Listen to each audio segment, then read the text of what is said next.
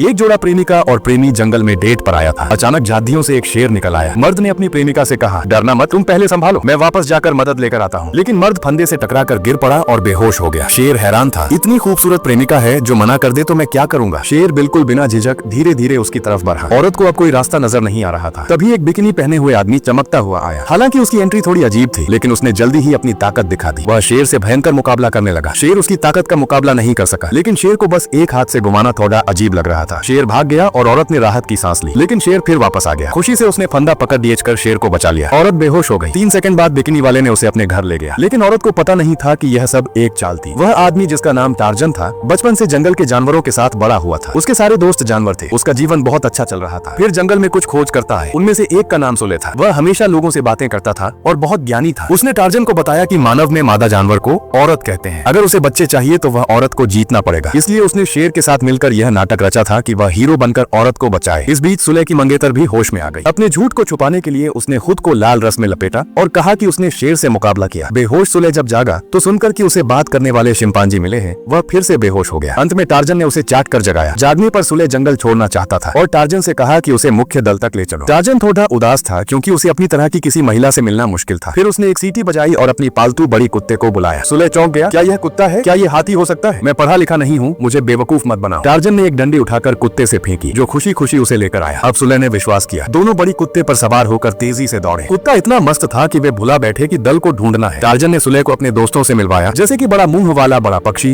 गंदा सफेद चेहरा बंदर और वह बड़ा शेर जिसने उसे डराया था। सुले को जंगल की ये नई चीजें बहुत आकर्षित कर रही थी और वह दल खोजने की जल्दी में नहीं था। टार्जन ने सुले को झूले पर झूलना सिखाया, लेकिन वह इतना मस्त हो गया कि कई शिंपांजी थक गए। अगले दिन शिंपांजी ने देखा कि टार्जन ने खूब सज धज कर रखा है, शायद वह प्यार में है। तो बुद्धिमान शिंपांजी ने उसे बताया कि प्रेमी बनने की कला बहुत पेचीदा होती है और इसके लिए कुछ चालाकी करनी होती है। उन्होंने उसे एक तरीका सिखाया, मुंह बंद रखना, थोड़ी आगे निकालना, दांत दिखाना, हवा में घास छिड़कना और छाती पर थपथपाते हुए कूदना। टार्जन ने ये सब किया, लेकिन सुले को ये सब देखकर मजाक जैसा लगा। सुले ने सोचा कि यह शख्स पागल तो नहीं है। शिंपांजी को यह बात अजीब लगी और वह वहाँ से भाग गया। फिर भी उसने जंगल की लाइब्रेरी में एक मानव प्रेमी जी देखी जो काम आ सकती थी, लेकिन वे दोनों चुपके से किताब देख रहे थे, जिसे सुले ने देख लिया। सुले को लगा कि टार्जन बेतुका है, लेकिन उसने उसे एक अंगूठी तोहफे में दी। टार्जन को बहुत खुशी हुई। मेरे पास तुम्हारे लिए कुछ नहीं है, उसने कहा।